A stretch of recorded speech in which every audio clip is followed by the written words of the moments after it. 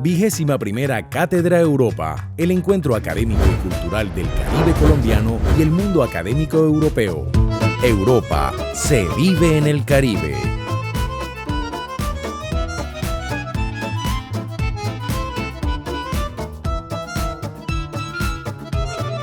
Muchísimas gracias.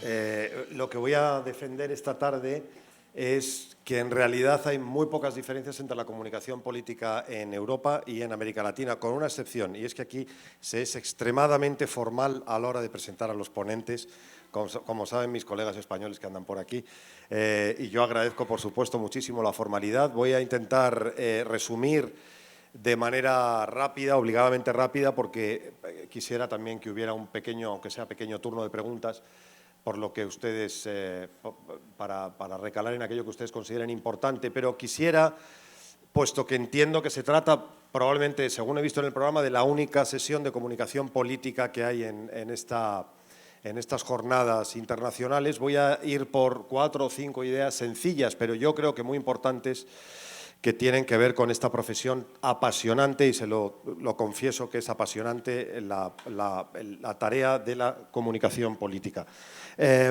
La primera idea es que, a pesar de lo que mucha gente pueda pensar, no existe un liderazgo bueno o malo por sí solo, no existe un líder político impecable por sí solo, sino solo en función del contexto en el que ese líder sucede, digamos, en el que ese líder aparece. A esto Joseph Nye, que es un politólogo que trabaja en la Universidad de Harvard, lo llama literalmente, él dice en un librito que se llama Las cualidades del liderazgo, que yo les recomiendo si están interesados en estas materias. Él dice: liderar consiste en surfear olas que ya existen. Las olas ya existen. Por cierto, hemos visto ahora hace nada, unos minutitos en la sesión anterior, unos ejemplos de esto, ¿no? Uno no puede crear olas, digamos, las olas vienen como vienen, las puedes generar quizá en el ámbito de las ciencias marinas, pero no se pueden generar olas desde los gobiernos, las olas ya vienen. Si quieren les pongo un ejemplo muy sencillo. Aquí en Colombia hace 8 años yo tuve el gusto de trabajar por acá en la campaña de 2010 y había una claridad contundente, a pesar de lo que decían las encuestas, no sé si lo recuerdan, las encuestas decían que Mockus podía incluso ganar. Hay un momento en el que parece que la campaña del partido de la U, liderada por el presidente Santos, entonces candidato Santos, se veía un poco incluso temblar por la pujanza con que venía el Partido Verde y el liderazgo en particular de Mockus, ¿no? En realidad, los que estábamos en ese momento en la batalla, y yo, aunque fuera visitante, aunque viniera de fuera, yo estaba en esa batalla, sabíamos muy bien que el contexto en el que Colombia estaba en el año 2010, que era la herencia de la famosa seguridad democrática, la necesidad de un liderazgo muy fuerte de lucha contra lo que ya en aquel momento se llamaba definitivamente el terrorismo, o si quieren ustedes, luego hablamos de eso, de las etiquetas y de los marcos, pero en aquel momento era claro que el contexto impedía que un poeta como Mockus pudiera ganar aquellas elecciones. A pesar de que las encuestas sí decían que efectivamente los chavales jóvenes en Barranquilla, en Bogotá, en Cali, en Medellín, les gustaba llevar la pulserita verde y señalar que ellos eran parte de ese movimiento, pero todo el mundo sabía que el contexto en el que en ese momento estaba Colombia, en el año 2010, afortunadamente ya distinto hoy, y me alegro de eso, en muchas cosas distinto, ese contexto no permitía el surgimiento de un liderazgo como Mockus. Sin embargo, Mockus pues ayer sorprende en unas elecciones y consigue su posición en el Senado de manera más que honorable, ¿no?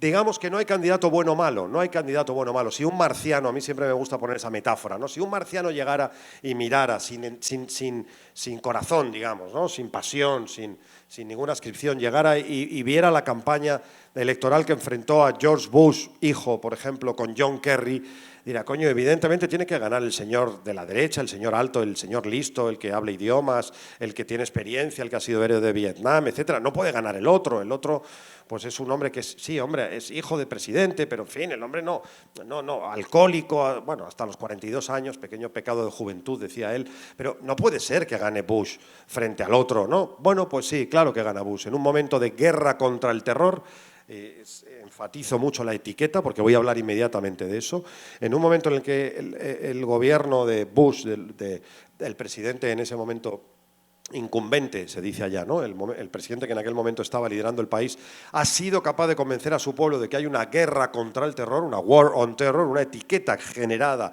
literalmente en la Casa Blanca. Bueno, pues Kerry parece demasiado flip-flop, demasiado suave, incluso, se dijo, incluso habla francés, lo cual en Estados Unidos es un poco como sospechoso, ¿no? Bueno, pues efectivamente depende del contexto para que un líder resulte bueno o malo. ¿Qué les voy a contar a ustedes? El presidente Santos tenía hace 5 años, hace 4 años, tenía un nivel de aprobación de los mayores del mundo, el 80%. Y va a dejar la presidencia pues, con una de las aprobaciones menores, ¿no?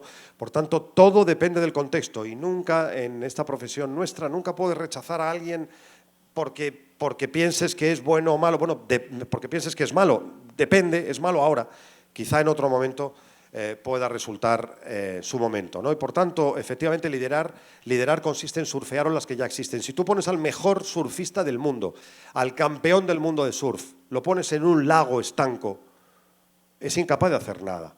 Y sin embargo pones a un surfero mediocre en una buena ola y puede parecer algo, ¿no? Por tanto, todo depende del contexto. Segunda idea central en la que voy a detenerme junto con la siguiente. Estamos hablando, y espero que nadie me confunda o que no me dé a confundir, estamos hablando de un público que tiene muy poco de racional en el sentido clásico del término. Yo por eso he utilizado el concepto que se utiliza en lo que llamamos en ciencia política, en ciencia económica, lo que llamamos behavioral economics o economía conductual o también, de algún modo, sociología conductual, etc. Es decir, racionalidad limitada. El ser humano es racional de manera limitada. Me explico, o me explico mejor. Para no tener que explicarme demasiado, les recomiendo un libro que, por favor, si les gustan estos temas, les digo que me lo van a agradecer. Un libro que se llama Pensar rápido, pensar despacio. No sé si en América Latina el título es el mismo, pero sospecho que sí. Pensar rápido, pensar despacio, de un premio Nobel de Economía llamado Daniel Kahneman. Se ha convertido en un bestseller, pero es un señor que, además de ser premio Nobel de Economía, en el año 2002, un señor ya mayor, con muchísima experiencia, muy respetado en el sector, fundador, como les decía, de la economía conductual. Además de eso, escribe como Los Ángeles. Y este libro es una delicia porque se lee muy bien, es muy agradable de leer. Yo para ponerles un poco, para animarles a que lo lean, voy a hacer con ustedes un experimento que hago siempre en auditorios así tan grandes como este, es un poco más difícil, pero voy a tratar de hacerlo con ustedes. Él dice, el cerebro humano no está hecho para razonar, dice Kahneman, está hecho para sobrevivir. Que para un premio Nobel de Economía decir que el cerebro humano no está hecho para razonar. Y efectivamente él lo explica, él dice, los pies del ser humano no están hechos para correr. ¿Estamos de acuerdo? Cualquier animalito corre más que nosotros. Nuestros pies no están hechos para correr. Si estuvieran hechos para correr, si la evolución nos hubiera obligado a correr delante de las alimañas, delante de los tigres por la selva, pues probablemente tendríamos piernas mucho más estilizadas, mucho más aerodinámicas, ¿no? Como las tienen las gacelas o los avestruces. Nuestros pies no están hechos para correr. Pues Kahneman dice, pasa lo mismo con el cerebro humano. El cerebro humano puede razonar. Si lo pones, razona. Si tú le preguntas a un ciudadano, léase, por favor, señor ciudadano perfecto, léase los programas de todos los partidos que ya tenemos para las próximas elecciones de mayo, las próximas elecciones presidenciales, los programas de todos los presidentes, ¿cuántos tienen? Me parece que son 7, 8 ya, ¿no? 7, 8 candidatos a la presidencia. Léanse todos los programas, analicen todo el currículum de cada uno de ellos, miren lo que han dicho, etcétera, etcétera. Y nos dan unos dosieres así de grandes y nos tenemos que tirar durante 5 días pensando en cada uno de los candidatos. A lo mejor lo hacemos, pero la inmensa mayoría de nosotros no va a gastar energía de esa manera tan tonta. Directamente nos vamos a fiar, bueno, del partido que siempre ha sido el nuestro, de las impresiones rápidas que tenemos. No, a mí no me gustan estos porque son demasiado débiles, por ejemplo, enfrentando a las FARC. O a mí este no me gusta porque me parece que es demasiado corrupto. O a mí este me gusta porque es mi partido de toda la vida, porque en mi familia siempre hemos sido conservadores o liberales. O no, a mí me gusta el rollito verde porque, yo qué sé, porque me gusta, porque es más cool, es más joven. Cada uno tendrá los motivos que tenga, pero nuestro cerebro no se va a parar a razonar de manera pausada, aunque si nos pusieran podríamos hacerlo. Kahneman explica esa irracionalidad con un juego que les decía que voy a hacer con ustedes, si es que tengo por aquí, que sí los tengo, afortunadamente. Tengo aquí 20 euros. El juego original es el juego de los $20. $20. Es una subasta. una subasta. Ustedes saben cómo funciona una subasta. El que más ofrezca por los 20 se los va a quedar. Si alguien ofrece 18 y ahí para la subasta, pues yo les doy 20, él o ella me da 18 y gana 2, obviamente, en el intercambio. Ahora bien, y luego explicaré por qué motivo introducimos este cambio. La segunda persona que más puje, la que quede segunda en la puja, me va a tener que dar a mí la cifra y la va a perder del todo, ¿entienden? Esa no se va a llevar los 20, ¿entienden? O sea, el que quede segundo pierde la cifra por la que puje. Ahora se lo iré, por si acaso alguien queda por ahí despistado, ahora se lo vuelvo a explicar durante el juego. De momento, le planteo al auditorio, ¿quién me da 10? Basta con que levanten la mano y así jugamos, ¿no? ¿Quién me da 10 por los 20? 10 por aquí. ¿Quién me da 12? 12, 14, 14, 16, 16. Para que sepan cómo va la cosa, tenemos 16. Mi amigo Pera había ofrecido 14. Si la cosa quedara aquí, Pera palma 14, decimos en España, o sea, pierde 14, y nuestra amiga se lleva 20 dándome los 16. ¿Está claro? Pero supongo que alguien a lo mejor me quiere dar 18, estamos en 16, 18 por los 20. ¿Alguien me da 18? Entonces tú ahora me debes 16, 18, 20. ¿Alguien me da 20 por los 20? 20, normal, 20. Entonces a lo mejor alguien me da 22 por los 20, 22, 24, 24, 26, 28, 30, 32, 34, 36. Bueno, la media en el juego es 38, sí, 38 dólares. El original es con 20, y hay muchas variantes y tal, pero la media, digamos, para que se hagan la idea, es 38 euros. 38 dólares. ¿Por qué les pongo este ejemplo? Sencillamente para que lean el libro, porque en el libro es todo un catálogo, si quieren, de irracionalidades del ser humano. Esto que ha sucedido aquí, socialmente, hablándolo desde un punto de vista social, es ridículo, porque al final ustedes dos pierden el dinero, uno más, por supuesto, otro menos, ¿no? Gana la banca, digamos, ¿no? Gano yo, y socialmente no tiene sentido. Hay otro juego, si quieren, muy rápido, para que vean también la diferencia, y este es muy ilustrativo. Este es un juego conocidísimo dentro de la economía conductual, es el juego del dólar, se hace con $1. Yo lo voy a hacer con 10 euros. Yo le doy a mi amigo que está aquí en primera fila, ¿te llamas? Ciro. Le doy a Ciro 10 euros para que los reparta con usted, señor, que se llama... José, con José. Un momento. Ciro, tienes que decidir cuánto de estos 10 le das a José. Solo puedes decir una cifra. Tú das la cifra y José solo puede decir acepto o rechazo. Si José acepta, ustedes se reparten los 10 como Ciro haya dicho, claro. Si usted rechaza, me los quedo yo. ¿Vale? José, ¿cuánto le das de los 10 a... Ciro, ¿cuánto le das de los 10 a José? 5. Aceptamos. Bueno, pero vamos a hacer. Hoy tenemos una cumbre de buenas relaciones, pero no hasta ese punto. Bueno, entonces Ciro, José te ofrece 10. Perdón, te ofrece 5 de los 10. ¿Lo aceptas? ¿Por qué? Por la ley de la máxima ganancia. Entonces, ¿cuánto quieres sacar? Porque aquí, entonces me los quedo yo. O sea, Ciro no acepta 5. ¿Les parece? Y yo me los quedo, por tanto, claro, si no, él rechaza. ¿Es racional lo que ha hecho Ciro o no? ¿Qué sería lo racional? Lo racional sería la mitad, ¿no? Entonces tú aceptas o no, digo, no sé. No. Funciona, no, yo pregunto, señores, y esto es el punto, porque... contento con 2 que me ve. Correcto, José se nota que sabe del asunto. José lo ha rechazado para provocar. Él sabe que si rechaza... O sea, él sabe que si rechaza me los quedo yo y, por tanto, pues es absurdo, porque él pierde 5 y él también. Pero todos entendemos que lo normal es que nos den 5, y si nos dan 5 o 4 incluso, si me dan 4, pues los acepto, ya está. Oye, pues 5, fenomenal. Pero no hay nada más irracional, desde el punto de vista de la pura economía, nada más irracional que ese comportamiento. Piénsenlo bien. Si Ciro fuera un robot y José fuera un robot que no tienen alma, digamos que lo único que piensan es maximización de la ganancia, como José decía muy bien, ¿cuánto ofrecería el ordenador frío y calculador Ciro a José?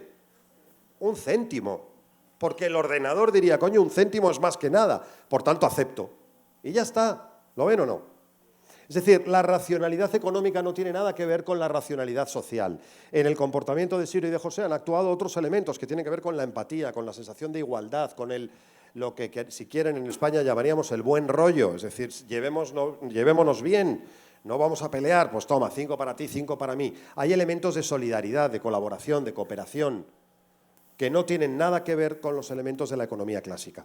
Se lo cuento simplemente para que lo tengan, para que animarles a que lean ese libro, porque en el ámbito de la comunicación política y en el ámbito de las ciencias sociales en general, ese es el ser humano que nos encontramos de verdad. Un ser humano perezoso, muy perezoso, que no se va a tomar la molestia de entender, de buscar papers para saber si está a favor o en contra de la interrupción voluntaria del embarazo. No, que va a tener una opinión tomada de 4 conceptos bien sencillos. Estoy hablando del 90% de la población. Luego habrá 4 exquisitos, pero la inmensa mayoría es 1, perezosa, 2, prejuiciosa, que va a rechazar argumentos en contrario, por definición. Si son argumentos que van en contra de mi visión del mundo, los rechazo de entrada.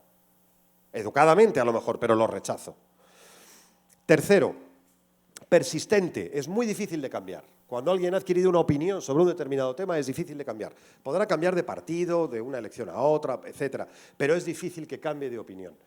Y por último, un ser humano que se guía por las primeras impresiones. Y a este punto quería llegar, porque es quizá el más relevante de la presentación. Si yo les pongo aquí esto, supongo que, y al terminar, digo, ahora por favor, síganme todos los que vieron cuando yo hice mi presentación, los que vieron 3 letras en la pantalla, los que vieron que yo puse el ABC, por favor, síganme. Yo enarbono la bandera de las letras y ustedes me siguen, aquellos que vieran que yo puse aquí ABC.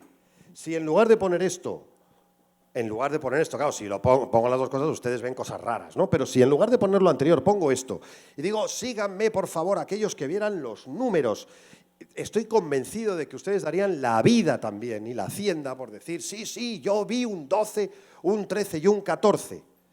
Bueno, obviamente ya habrán notado, que algunos de ustedes habrán notado, que aquí puede poner A13C incluso, o puede poner 12B14. Claro, hay que estar muy loco para ver un 13 entre letras o una B entre números.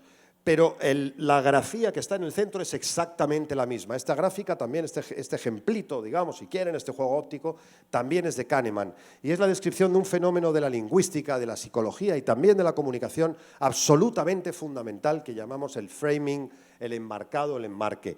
En función del contexto, así vemos una cosa u otra. Y somos capaces de ver una letra claramente y dar la vida por la letra, si está entre letras, y sin embargo, de ver esa misma grafía como un número si está entre números y también dar la vida por ese número, aunque podría eventualmente también haber sido una letra.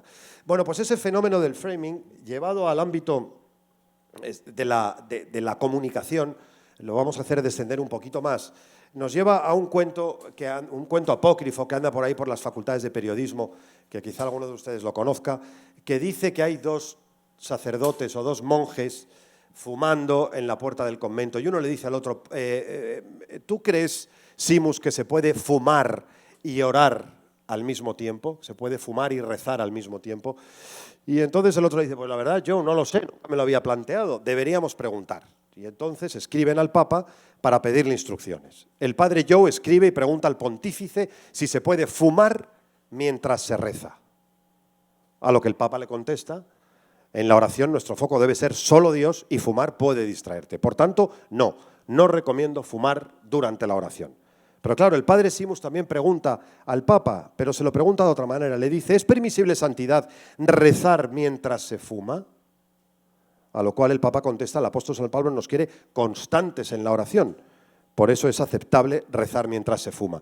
De manera que hasta la fecha el padre Simus sigue rezando mientras fuma, en tanto que el padre Joe no fuma mientras reza. Se trata de nuevo de un fenómeno de framing, en este caso los psicólogos lo llaman fenómeno de primacía. Lo primero que viene a la cabeza marca en buena medida lo segundo. De manera que si vemos a alguien rezando arrodillado, por ejemplo, dentro de una iglesia, nos cuesta verle con un cigarrillo. Sin embargo, vemos a alguien fumándose un cigarrillo tranquilamente en el parque, no nos cuesta tanto verle rezando. Se dan cuenta del fenómeno, ¿no? hace unos cuantos años hicimos un experimento en España, que ahora lo estamos replicando también en Europa con el Grupo Parlamentario Socialista de los socialistas y demócratas del Parlamento Europeo, que consistía precisamente en ver el efecto de las palabras sobre la opinión de la gente. Y le preguntábamos lo mismo a la misma población. Claro, muestras distintas, obviamente, no puedes preguntar exactamente lo mismo a la misma gente, pero muestras distintas. No me quiero enrollar mucho con la explicación para abreviar el tiempo, pero a la misma población, ¿de acuerdo? Digamos, el método consiste en hacer la misma pregunta a muestras comparables de la población española. Total, que le preguntamos a la población española, dígame por favor si está usted de acuerdo o en desacuerdo con la siguiente frase. En general es bueno que el Estado intervenga en la economía, porque es necesario evitar la acción de los especuladores. El 82% de la población española estaba de acuerdo. Es decir, prácticamente todo el mundo estaba de acuerdo en que es bueno que el Estado intervenga en la economía para evitar la acción de los especuladores. Le preguntábamos a la misma población, dígame si está usted de acuerdo o en desacuerdo con la siguiente frase. En general es malo que el Estado intervenga en la economía, porque es mejor dejar que el libre mercado funcione por sí solo. El 97% estaba de acuerdo. Es decir, se producía un cambio de opinión total o prácticamente total. Todo el mundo a favor de la intervención del Estado en la economía o todo el mundo en contra, en función de la palabra que utilizaras. Y claro, ustedes me dirán, bueno, claro, normal, porque en un caso estamos hablando de especuladores y en otro caso estamos hablando de libre mercado. Y yo les pregunto a ustedes, entonces esos señores que salen en televisión, en todas las televisiones del mundo, operando en Nueva York, por ejemplo, operando delante de sus pantallas, con sus teléfonos, operando en las bolsas, etcétera, les pregunto, ¿esos señores qué son? ¿Son especuladores o son el mercado? Pues las dos cosas, claro que sí, claro que sí.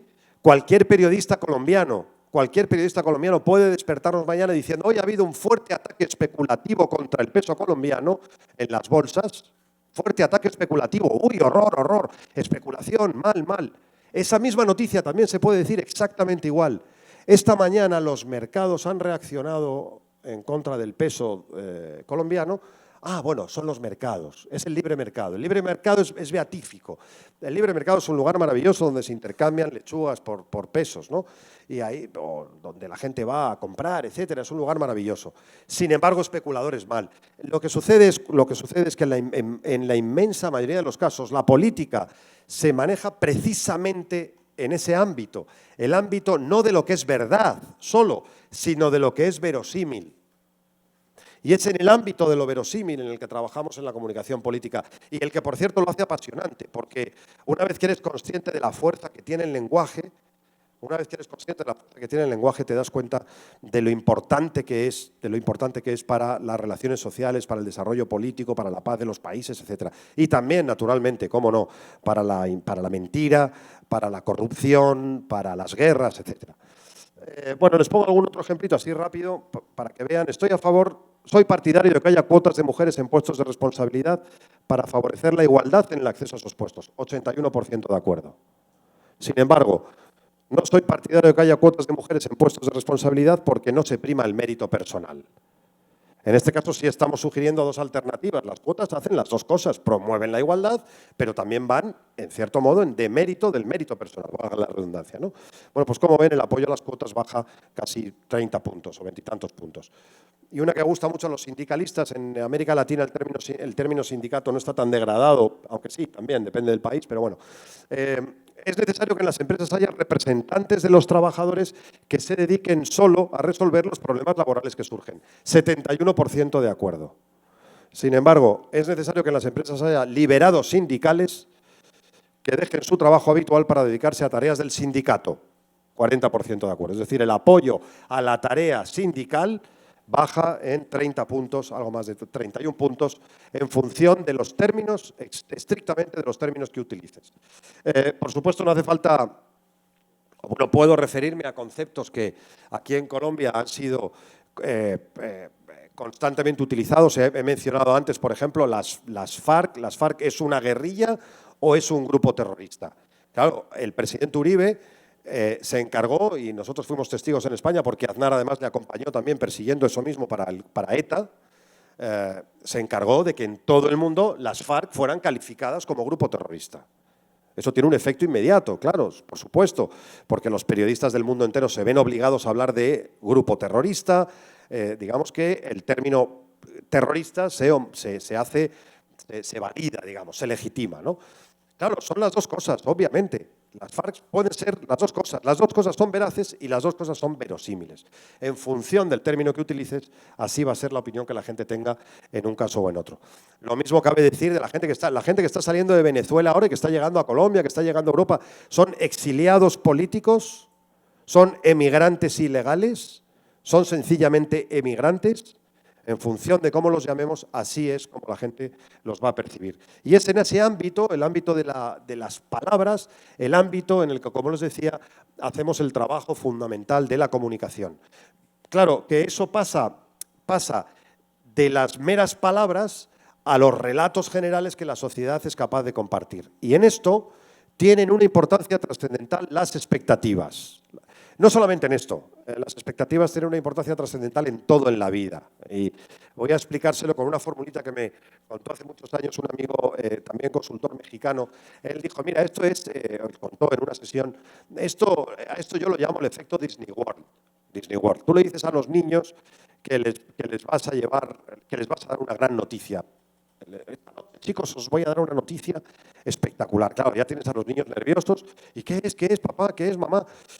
No, esta noche, cuando lleguéis de la escuela y cuando cenéis y cuando os bañéis y tal, hasta esta noche, claro, los niños ya empiezas a elevar las expectativas. Y cuando llegan a casa ya todos bañaditos, todo perfecto, han hecho las tareas del colegio, etcétera, entonces ya les enseñas el folleto de Disney World.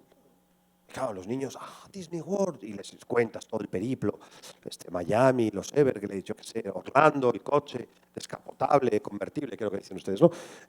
La Space Mountain, toda la aventura, no sé qué, no sé cuántos, en fin, claro, se tiran todo el año en la escuela, todo el año pensando en las grandes vacaciones que se van a tirar, fastidiando a sus amiguitos en el colegio, te jodes que voy a ir a Disney World y tú no.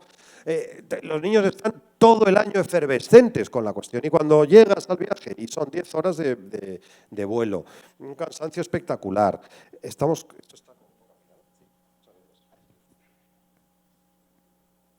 ¿Pero me oyeron algo de lo que dije o estaba hablando? Bien, bueno, gracias. Decía... elevas tanto las expectativas que, siguiendo la formulita que tienen ahí abajo, no sé si la ven, pero ahora se la cuento, siguiendo la formulita de ahí abajo, cuanto más aumentes las expectativas, por definición, peor es la satisfacción. Mi amigo lo describe, como les digo, con esa formulita. Satisfacción, S, es igual a resultado menos expectativas. Claro, esto lo sabe muy bien el presidente Santos, por ejemplo, lo sabe muy bien también el presidente Zapatero en España. El presidente Zapatero es un desastroso, si estuviera aquí, él estuvo aquí, por cierto, hace unos años, si estuviera aquí yo se lo diría, no hay ningún problema, absolutamente ninguno.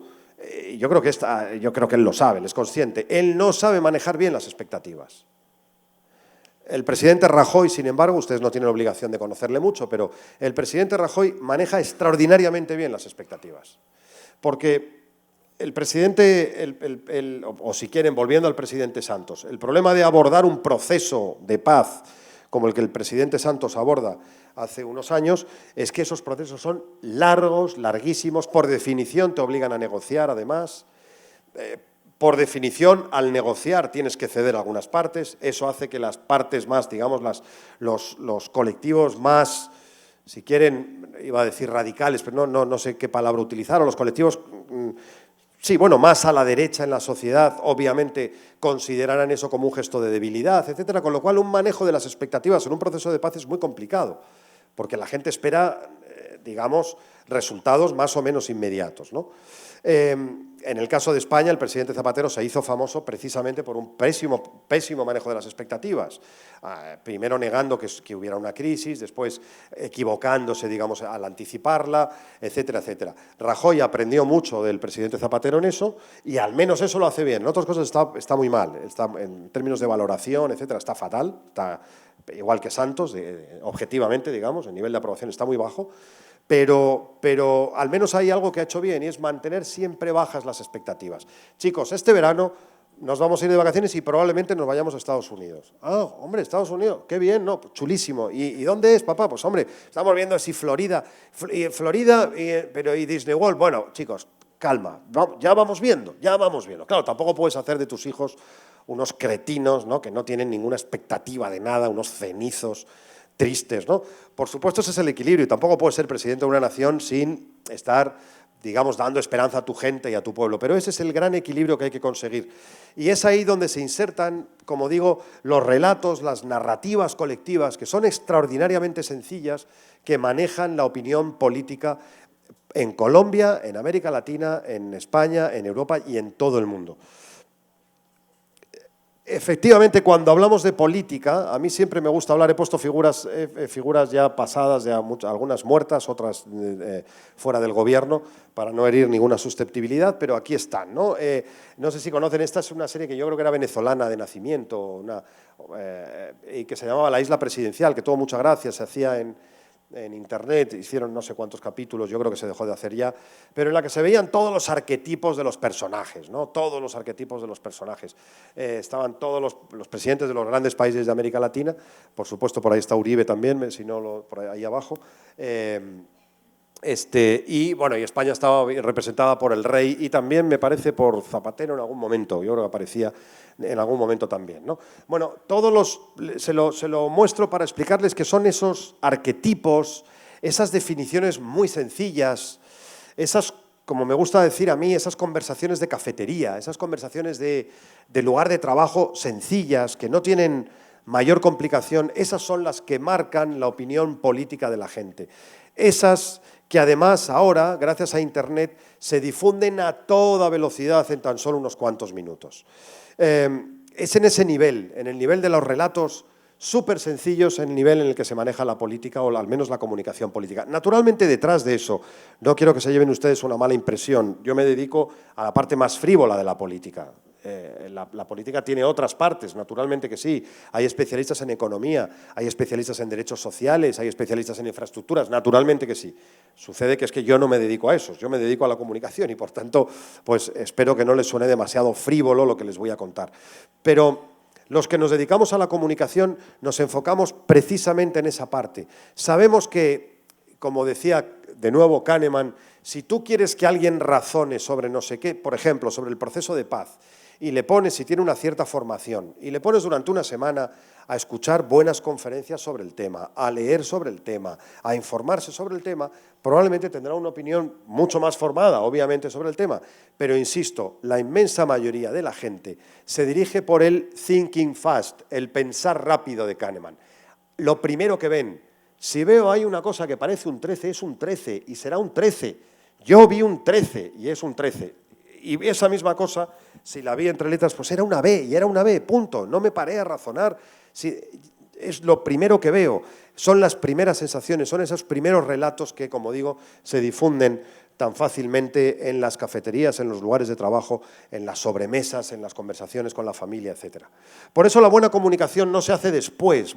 Hay gente que piensa que, bueno, ahí está lo que en nuestra profesión llamamos el jefe de prensa, ¿no? El que hace la nota de prensa después de que el ministro haya hecho no sé qué. No, la buena comunicación no se hace sirviendo la mercancía, se hace generando la mercancía, haciéndola en la cocina, digamos. La buena comunicación política, la de verdad, se hace al principio de todo, cuando estás pensando cuáles son los temas, cuáles son las palabras que hay que utilizar, cuáles son los fundamentos morales que quieres articular con esas palabras. Y si no, no es buena comunicación. Será buena jefatura de prensa, buen servicio de camareros, oye, qué bien, un buen redactor, un tipo que tiene buen listado de medios, que se relaciona muy bien con los periodistas, pero la comunicación bien hecha no es solamente eso, es la que se hace dentro de la cocina. Voy a terminar con una idea que no podía, por supuesto, dejar a un lado, y es esa velocidad que antes mencionaba, esa velocidad increíble a la cual cualquier idea hoy en día se convierte en un fenómeno mundial en tan solo, literalmente, un par de horas o 3 horas a veces, ¿no? Hay un estudio que se presentó la semana pasada, por cierto, que se ha publicado en la revista Science, Yo no he visto todavía el artículo completo, lo tengo ahí para mirar, pero sí he visto los resúmenes del artículo y el artículo es contundente. Las mentiras se difunden, las informaciones falsas, mejor dicho, las famosas fake news, se distribuyen a mucha más velocidad que las noticias verdaderas. Lo cual no es de extrañar, porque generalmente las mentiras son más sorprendentes, son más curiosas y la gente las difunde, digamos, porque le gustan, ¿no? Aunque no sepa, por supuesto, sin saber que son mentira, ¿no? De cualquier modo, las ideas se expanden hoy a tal velocidad que hemos pasado a llamarlas memes. Supongo que ustedes han escuchado el término meme, ¿no? Y parece que cuando hablamos de los memes, estamos hablando de algo nuevo. Un meme es esa pequeña cosita, ese pequeño vídeo, esa pequeña viñeta, esa frasecita que se difunde por Internet. En realidad, la palabra meme es mucho más antigua que Internet. La palabra meme se inventó, la creó un profesor que se llama Anthony Dawkins, muy conocido, el autor de un libro que ya es un clásico de la filosofía, si quieren, y de la ciencia del siglo pasado, que se titula El gen egoísta, The Selfish Gene. En este libro, Richard Dawkins dice que nosotros no somos más que los seres humanos y el resto de los seres vivos no somos en realidad más que sacos de genes.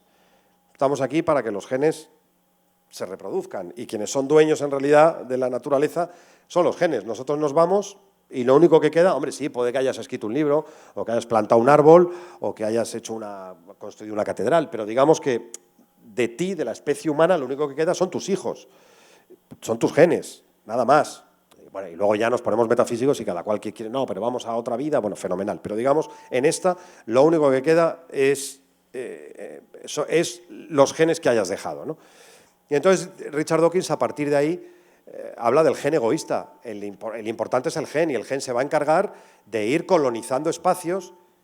No sé si soy yo muy manazas, aquí español torpe o qué, pero no, si a ustedes no les molesta, yo lo voy a coger así como con cuidadito, así, que no se moleste. Decía, son los genes los que se encargan de ir colonizando los espacios. Bueno, pues Richard Dawkins dice, en un capítulo de su libro, en un capítulo muy poético y muy hermoso, dice, ¿y si el gen, que en inglés se escribe gene y se pronuncia gene, ¿no? El español es más desagradecido que el inglés en esto, ¿no? Pero en inglés se escribe gene y se pronuncia gene. Dice Richard Dawkins, si el gen es la unidad mínima de vida, podríamos hablar de una unidad mínima de cultura, una unidad mínima de lenguaje, si quieren, y la podríamos llamar meme, dice él, meme, escribe meme y se pronuncia meme en inglés. Y él dice, porque si es así, a lo mejor resulta que hay ideas que están por encima de los seres humanos, ideas que sobreviven ellas solas, que se difunden a toda velocidad, aunque no quieras enterarte. Hay un día en el que el rey de España le dice a Chávez, ¿por qué no te callas? ¿Sí o no? Y lo supimos todo el mundo, y hace ya 10 años de aquello, o 9 años, o no sé cuánto, ¿no? Aunque tú no quieras, hay un concepto que es seguridad democrática que se mete en tu cabeza, aunque no lo quieras buscar. Aunque tú no quieras, hay una foto de un niño sirio, pobrecito, tumbado en una playa italiana o griega, de donde sea, que ya, aunque no sepas de qué playa es, pero esa foto ya no se te puede quitar de la cabeza. Es decir, las ideas entendidas como esas unidades mínimas, que Richard Dawkins llama memes, tienen vida propia. Y es desde la comunicación que tenemos la capacidad de generar esas ideas, que una vez que las has generado, llamémoslo, por ejemplo, War on Terror, les decía antes, guerra contra el terror, seguridad democrática, España va bien, decíamos en la España de Aznar, ¿verdad? Eslogans que se convierten en frasecitas más o menos felices. En el mundo de la publicidad, por supuesto, todos aquellos eslogans, la chispa de la vida, te gusta conducir, etcétera, que consiguen convertirse en frases que se extienden a toda velocidad porque tienen realmente ya vida propia, están por encima de la capacidad, digamos, de los individuos, ¿no? Bueno, entonces dice Richard Dawkins, dirán, bueno, esto está muy bien como poesía. No, es que además está muy bien en la práctica, porque dice Richard Dawkins, los genes que tienen éxito son aquellos que cumplen con dos cualidades. Dicen, perdón, yo no soy científico ni genetista y no quiero ser, y seré seguramente muy impreciso en lo que voy a decir. Pero los genes exitosos tienen dos características, dicen más o menos los genetistas. Una, que son prolíficos, y dos, que son fieles en la copia. Entonces, dice Richard Dawkins, vamos a buscar ideas que sean también prolíficas, y para eso tienen que ser dichas por gente importante en medios importantes, si no, no serán prolíficas. Y dos, muy importante también, que sean fieles en la copia. Si en lugar de decirle el rey de España a Chávez, ¿por qué no te callas?, en aquella cumbre que por cierto, a muchos nos dio mucha vergüenza ver al rey en aquellas condiciones, ¿no? Pero si en lugar de decirle eso el rey de España se lo dice el ordenanza al señor que lleva el ascensor, pues evidentemente no se habría enterado nadie, porque aquel meme, no habría sido prolífico. Pero si el rey de España, en lugar de decirle ¿por qué no te callas?, le dice, presidente Chávez, yo por favor te pediría, con permiso de la presidenta Michelle Bachelet, que es nuestra anfitriona, voy a pedir por favor que vayas ya terminando en el uso de la palabra, es importante que dejes hablar al presidente. Pues claro, tampoco. ¿Por qué? Porque no es fiel en la copia, no es fácil de copiar. ¿Por qué no te callas? Es tan fácil de copiar que el presidente Chávez le llevó al rey, después en visita oficial, le llevó una camiseta y se la entregó en gesto de distensión con un ¿por qué no te callas?, aquí puesto, ¿no?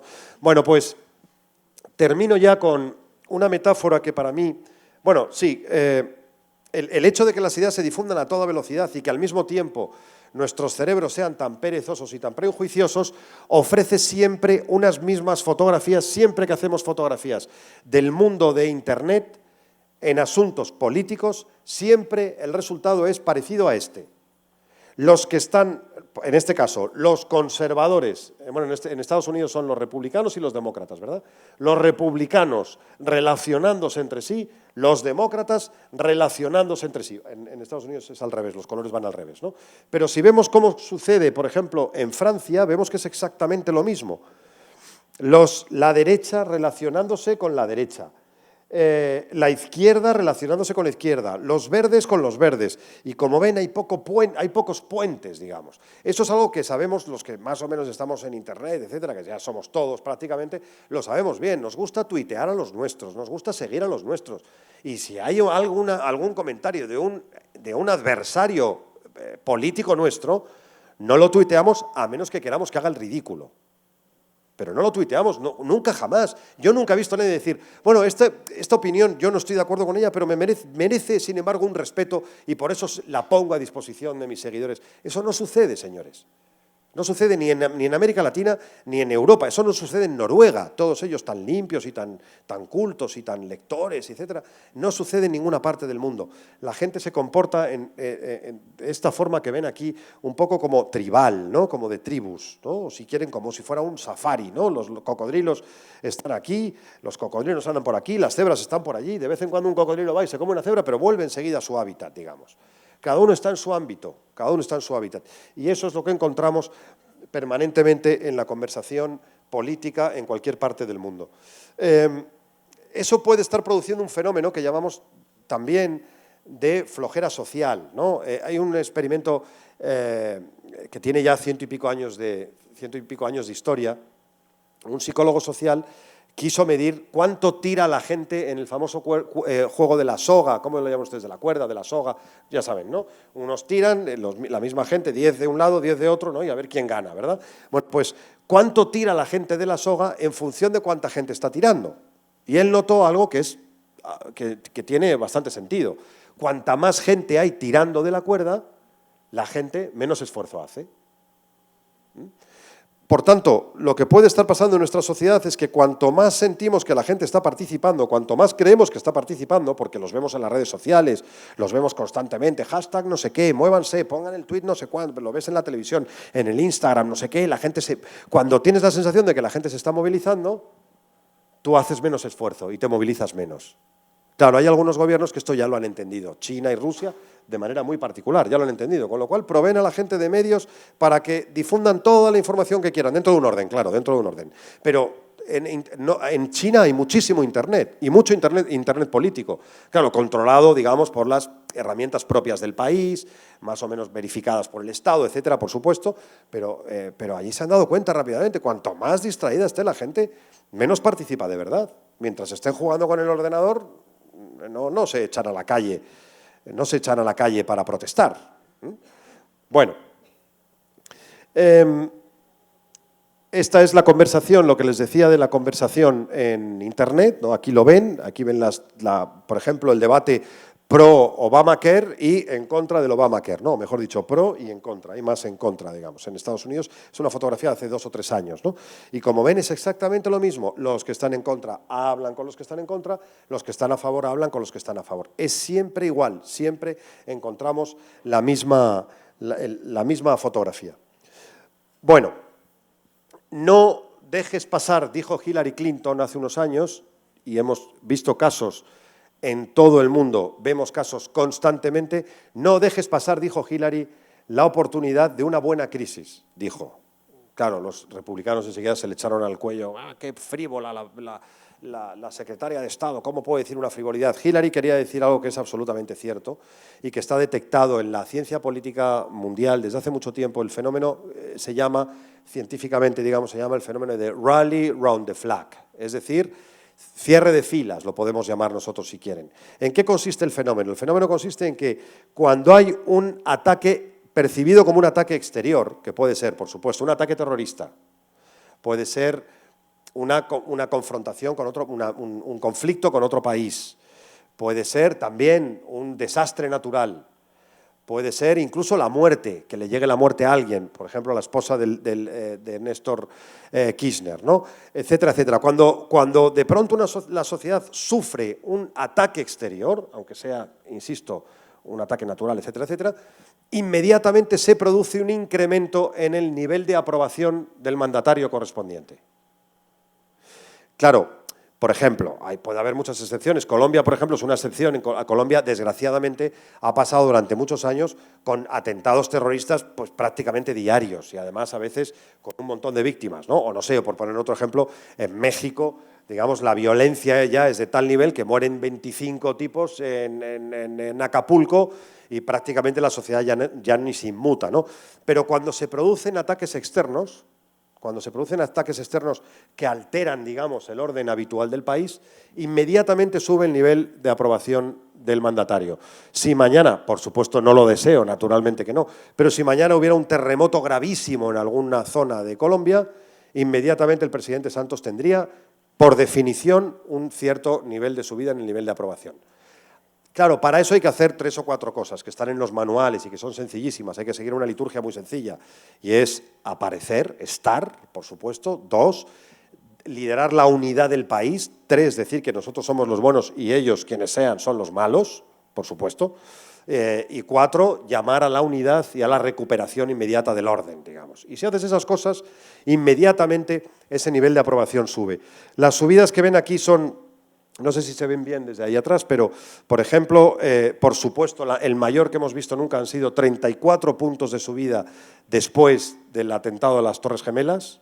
Al presidente Bush, hijo, lo aprobaba el 50% de la población y cuando llega el ataque a las Torres Gemelas, inmediatamente al día siguiente el apoyo sube al 84%. Vimos aquí relativamente cerca, o cerca al menos para los españoles, en Chile, vimos al presidente Piñera con una subida de 15 puntos, cuando aquellos 33 mineros, recordarán, se quedaron atrapados en la mina en el desierto de Atacama.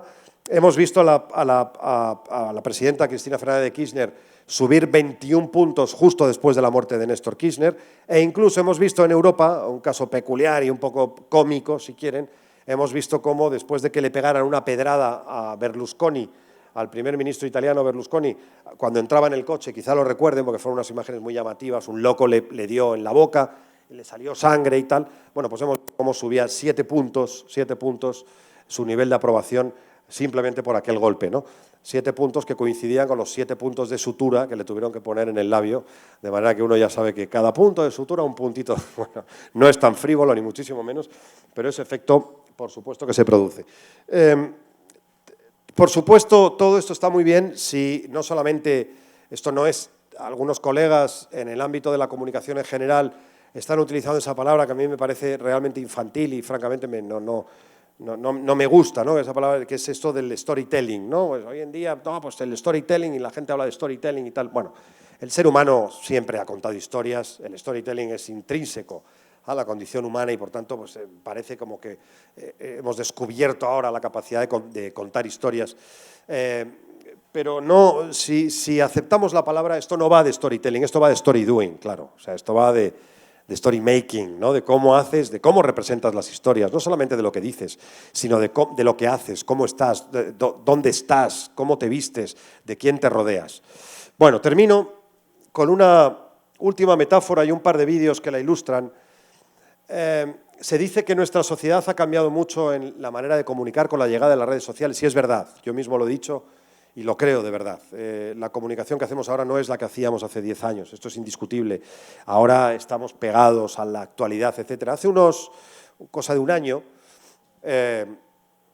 me invitaron a cerrar una mesa redonda en unas jornadas parecidas a estas, con unos viejos sindicalistas españoles del principal sindicato español, que es la UGT, y allí estaba el secretario general del sindicato, Cándido Méndez se llama, ya lo dejó, y estaba también la directora de comunicación de Google en España, ¿no? Y entonces la directora de comunicación de Google nos puso este vídeo que les voy a mostrar aquí, explicando un poco cómo es, decía ella, nuestro tiempo en materia de comunicación, y que coincide con lo que yo les he estado explicando, ¿no? Y por supuesto que lo dijera ella tenía un valor especial. Decía ella, nuestro tiempo es un poco tiempo de estorninos, y nos puso este mismo vídeo que ven aquí, con esta misma musiquita así poética, ¿no? Nos decía, ven esos pajaritos que van y que se mueven según van las corrientes de viento. Claro, y así es, nos decía ella, tienen que moverse al ritmo que imponen los vientos, las corrientes, los trending topics, los buscadores, ¿no? Esto te obliga a actuar a toda velocidad. Bueno, una belleza de presentación y muy lógica, y que iba muy en línea con nuestros tiempos, pero el viejo sindicalista tomó la palabra y dijo, muchas gracias Bárbara, ella se llama Bárbara, ahora está en Ginebra, y dijo el viejo sindicalista, pero a mí también me gusta, Cándido Méndez es muy conocido, los españoles que hay por aquí saben de quién hablo, dijo, a mí también me gusta, claro, hay que tener en cuenta que la UGT tiene 100 y pico años de historia, y Cándido Méndez debe tener casi 70 y tantos años de edad. Y él decía, a mí me gusta pensar en los pajaritos pequeños estos, en los estorninos, pero también me gusta pensar en los patos, dijo ella. Estos no son patos, son cigüeñas o no sé qué. Pero esos animales que forman punta de flecha, que se van turnando además en el liderazgo, que emigran en dirección recta, precisamente rompiendo el viento, y son capaces de mantener con su fuerte musculatura y con el trabajo en equipo. Y decía Cándido, a mí me gusta también pensar en esa comunicación que no se deja llevar por el último trending topic, por la última moda, por lo último que hay que decir, lo último que es políticamente correcto decir, sino por aquella idea que uno tiene y que defiende, a veces incluso en contra del viento, en contra de la opinión pública. Con esto les quería dejar. Muchísimas gracias. Gracias.